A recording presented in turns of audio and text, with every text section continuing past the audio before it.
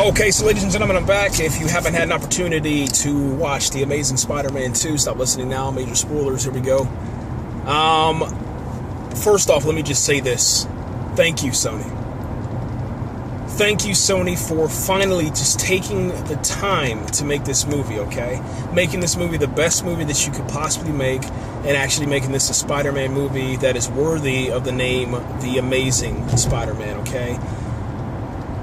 This, for me, was the best Spider-Man movie inside the reboot, okay? So Amazing Spider-Man 2 definitely tops The Amazing Spider-Man. No questions about it.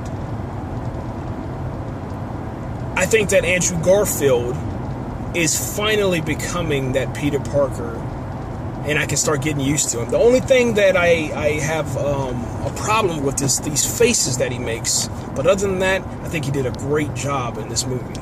Jamie Foxx's Electro stole the movie 100%. So did Harry Osborn in the movie.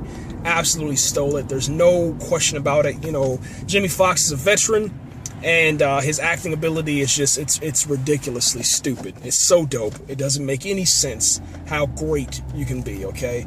The Chronicle actor that plays Harry Osborn, I forgot his name. I'll have it in the description box with his IMDb and all that good stuff. Stole the movie too. The only problem I had with his character, as far as when, you know, they had the transformation, which they did a really amazing job in that, because it was going to be difficult for them to top, you know, the original Spider-Man trilogy, okay? So when you're dealing with that stuff and you're trying to rehash old stuff, I think they did a really good job. They made it organic. And at first I was worried when I seen the pictures. I was like, what in the heck is this, man? It's like, this is Power Rangers or something. They did a good job. I am absolutely satisfied with that. And I like how they almost turned it into the Incredible Hulk, you know, and I guess there's a little bit of spoilers, guys, so if you haven't had an opportunity to watch, please, man, stop listening, okay? But the transformation of Harry Osborn into the Green Goblin, it actually is something that comes and goes, okay? It's a transformation that, I guess, whenever maybe his emotions maybe are anger, are high and he's angry, maybe they come out. I don't know. But I liked how they wrap that up, because when you see him again, you're like, hey, what happened? He's not the you know, Green Goblin the whole entire time, and that's really cool, man. I was wondering about the suit at the end, you know, because the suit looks like it gave him the healing powers that he needed. So maybe he comes in and out of the suit, and that suit actually healed him to where he's able to control his transformation. Okay, that was pretty cool. Let's talk about Jamie Foxx's Electro. Absolutely loved it. I liked how, you know, this whole invisible thing, people can't see me, maybe I was bullied. They definitely played that part as far as, you know, the bullying, because the bullying is still a factor inside of this generation, and I think that kids will be able to relate to The Amazing Spider-Man still, and that was kind of cool.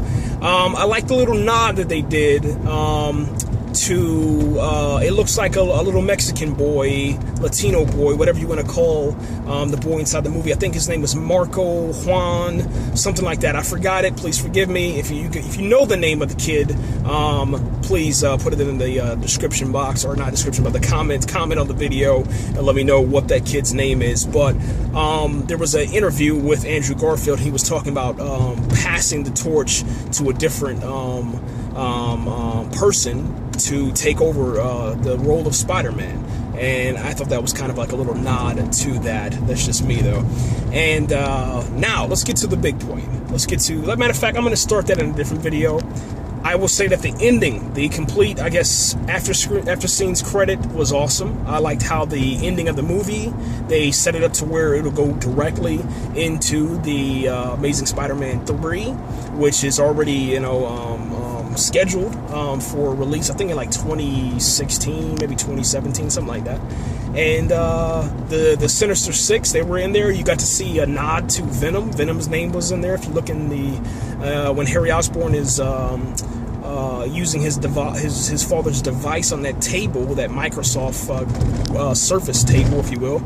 And there's Venom. There's a whole bunch of other names on there. There's a nod. Now, what I like about the after credit scene, it kind of sets it up to go straight into X-Men Days of Future Past. But it also sets up a nod to the Sinister Six, if you kind of look at what they were doing inside that scene. And I thought that was pretty awesome. It kind of felt like there was almost like this nod to a X-Men, Spider-Man crossover. So that's kind of interesting. But let's go ahead and get to the good stuff. I'm going to stop this video and we'll talk about, we'll talk about it, which won't be named in this one right here.